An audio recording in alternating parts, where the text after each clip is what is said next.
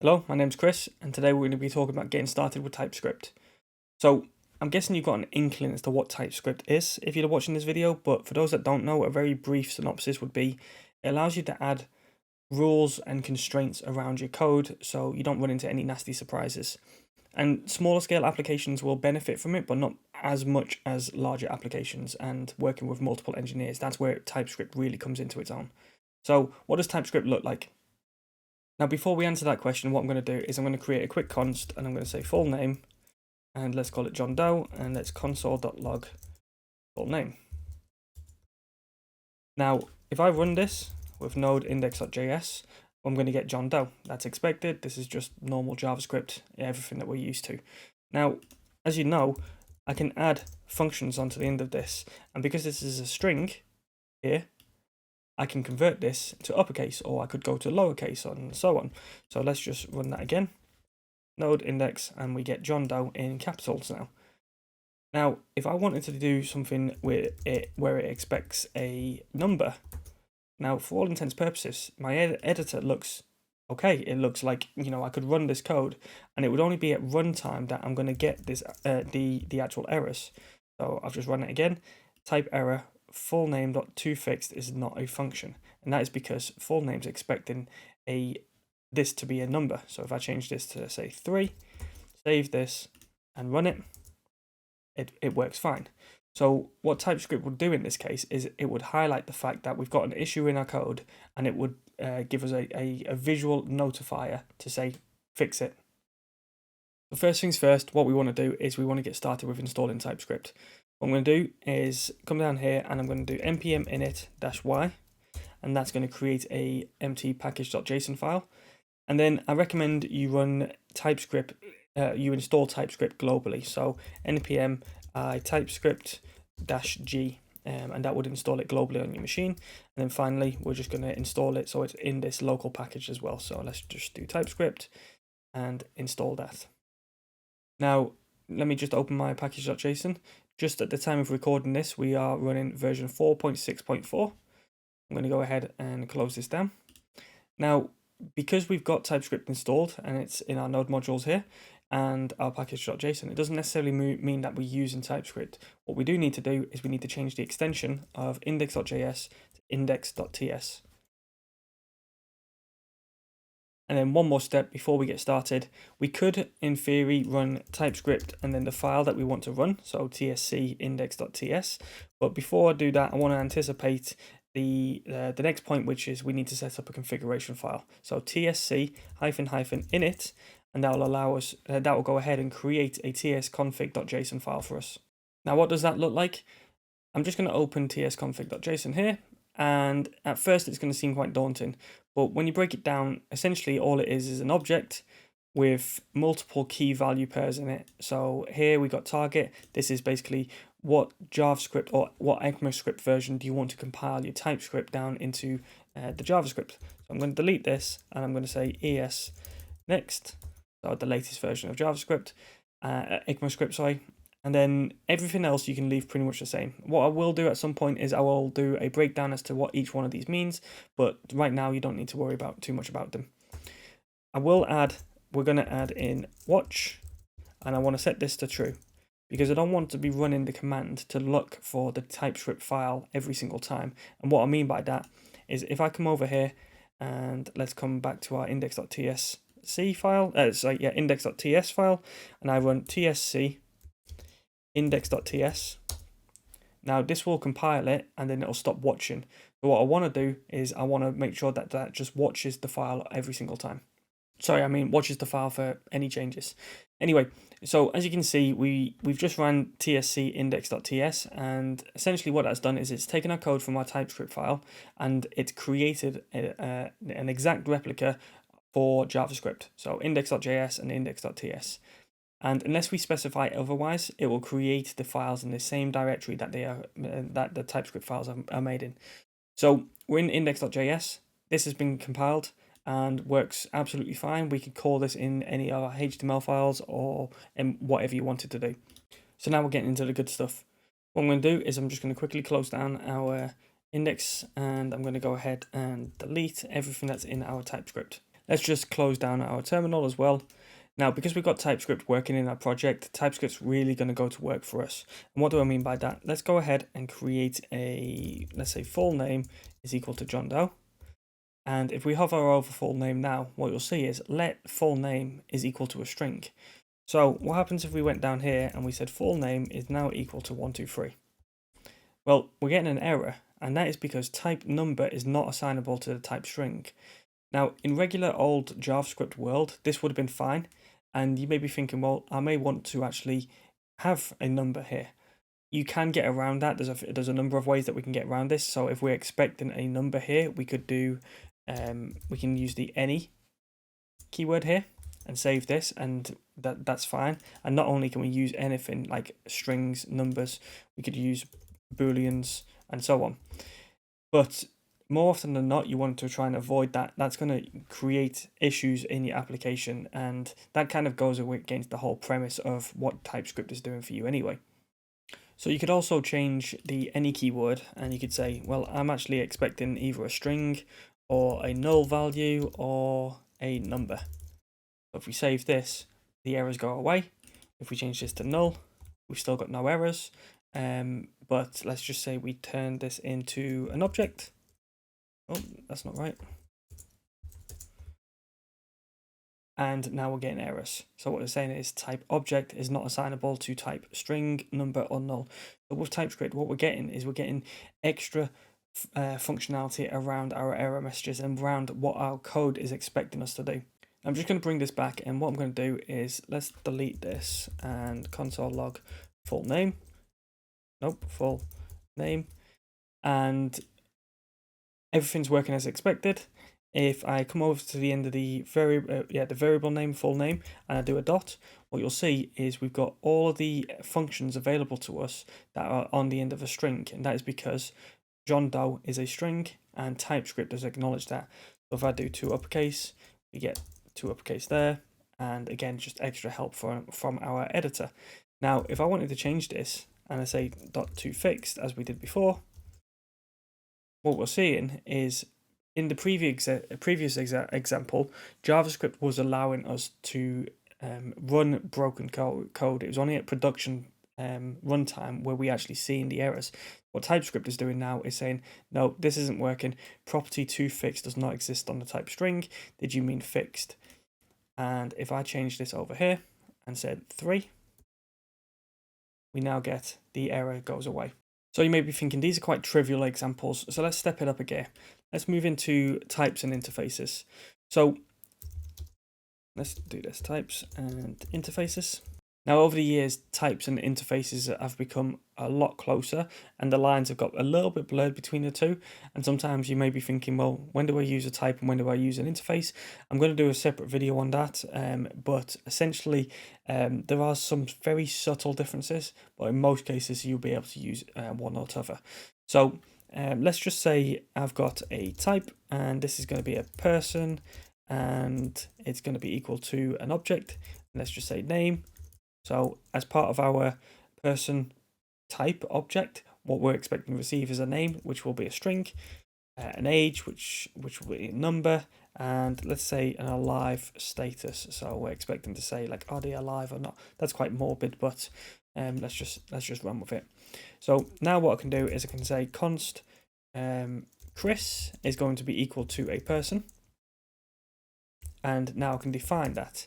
And because I've got the type already declared, if I do a control spacebar, what it'll do is it'll bring up the properties it's expected me to put in. So age, alive, and name. So let's just start with name, and let's say 123, and straight away, number is not assignable to type string, so it's telling me that this should be a string. So let's change that to string. In fact, let's just say Chris. So then control spacebar, you can see that name has gone away because name has actually been used. So now age, so let's go to age and 30, and then let's say alive is true. So save this and everything works as fine.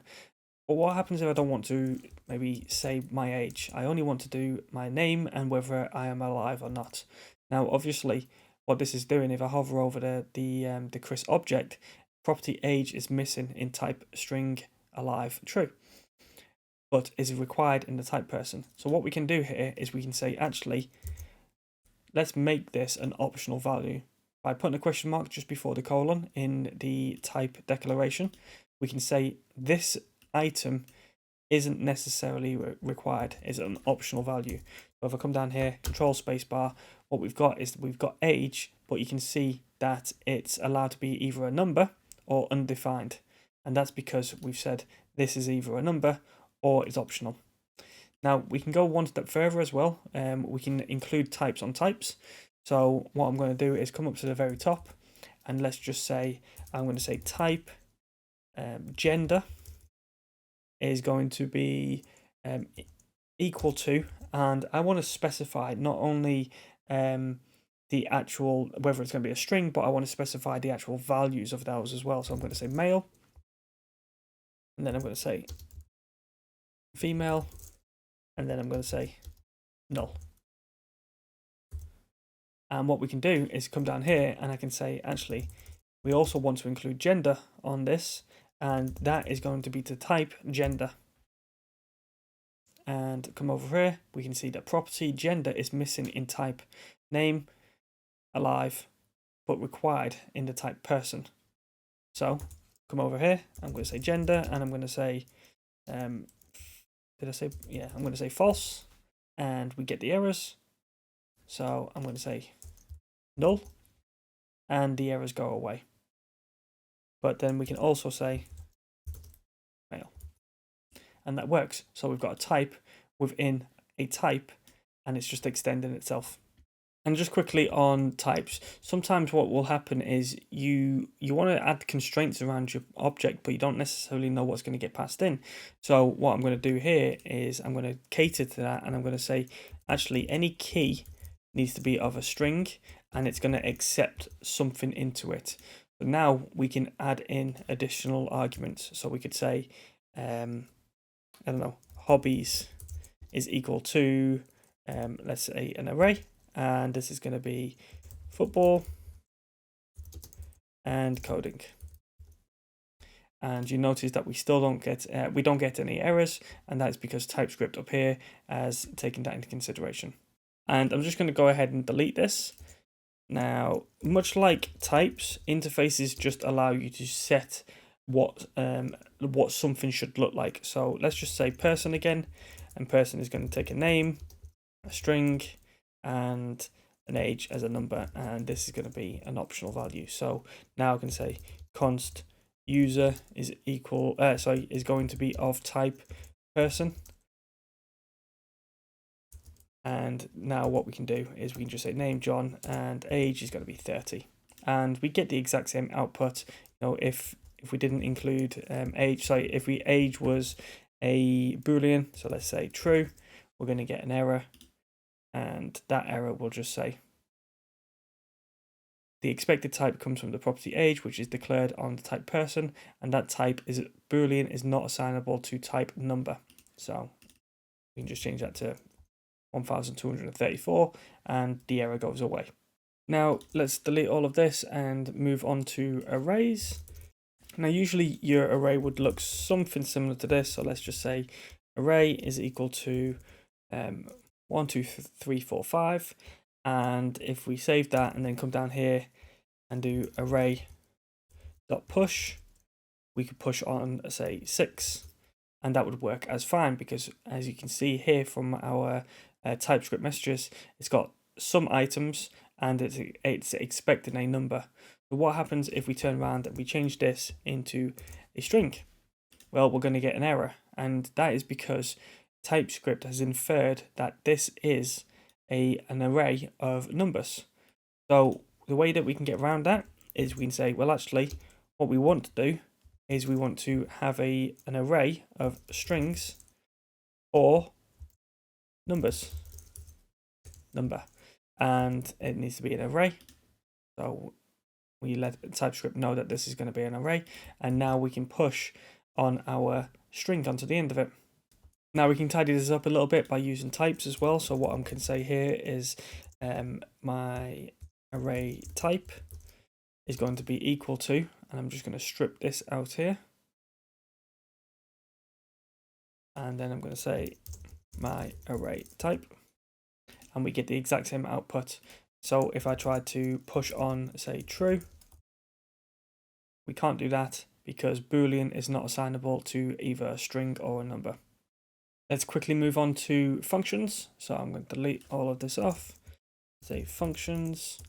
And as you know, a function would do something like this. So add numbers, or let's just say add, and that is going to take an A and a B, and it's going to return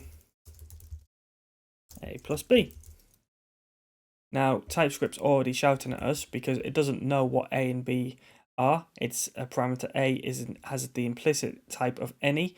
However, we can't add a string with another string. Well, we could, but TypeScript needs us to be a lot smarter about it. So let's do number and then number here.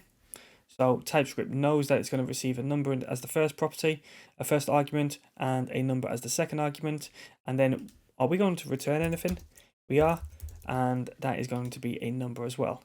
So we've just been clever and we've told TypeScript exactly what to expect and exactly what to return. Now in some instances you're not going to have a return value, and that's where you'd use the void keyword. I'll show you why you do that in a second.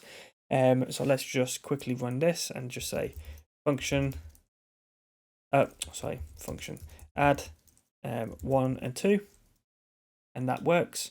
However, if I delete these two and said 2 and then 3, save this, argument of type string is not assignable to the parameter number. So again, we're just helping our Visual Studio Code just tell us exactly what's going on and what it should be expecting. If I press Control Spacebar, what you should see is the extra help. So function add number. So again, we know that this should be a number and a number. Save. All going well. Now, a moment ago, I said like sometimes you wouldn't want to return anything, and you just want to tell TypeScript that you're not returning anything from this particular function. So the reason you do that is you do something like a logger, or something that isn't being returned. So it's going to take in a message, which is going to be, let's say, a string, but it will not be returning anything. And let's just say console log message. So here, what we could do is we could console log hello world, and that would be fine. But if we took in a string 1 2 3, or we try to return something, we would get some errors. So we'll see here type string is not assignable to the type void, and that is because we're trying to return something when we've explicitly said we will not be returning anything from this function. And finally, to wrap this up, what I'm going to do is just quickly talk about generics. So let's close this off. Generics, save. Now, from time to time, you're going to be in a situation where you don't necessarily know what it is that you're returning, but you need to maintain that consistency. So what I'm going to do is I'm just going to create a quick function and say return data. And that is going to take in some data, and then it will return a new array. And we're just going to concat on some data. Now, if I run this, so return data, I'm going to give it an array of, say, 1 2 3 4, save this, and what we got here is we've got data has the implicit type of any. So I'm just going to tell that you're going to receive an array. And now we've got argument type number is not assignable to an array. So what we need to say is that's going to be a number. And everything goes away and we've got no error messages. Now, the problem that we've got here is, let's just say that we're going to be returning an array of numbers as well. So what the problem that we've got here is this is quite a generic function. It's returning data. It's not returning numbers. But what happens if I wanted to return data and I wanted that data to be of 1 2 3? Now, we're in a situation where this is going to be a string and it can't because this has got to be a number. So what we could do, I suppose, is we could do what we done earlier, which is tuples, and say, right, this is going to be a string, and we also want to return either a number or a string. And as you can imagine, this can start getting quite messy quite quickly.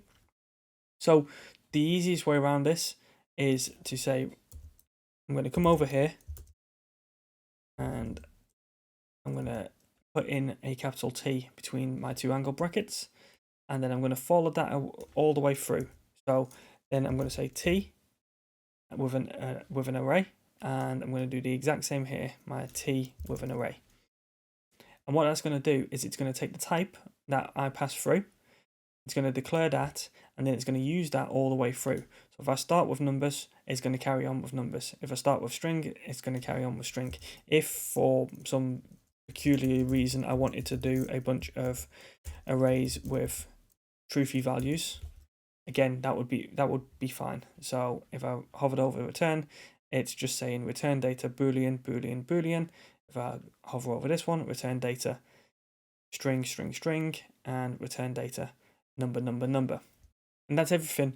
I suppose just quickly before we finish off, I want to just run Typescript, and so you can see how it compiles down again. So I'm going to do control and backtick to bring up my terminal, and then I'm going to run tsc. Now I can run tsc and that will run it in this whole project, or I can specify the individual file. So I'm going to delete the index.ts and I'm going to run tsc, and just run that.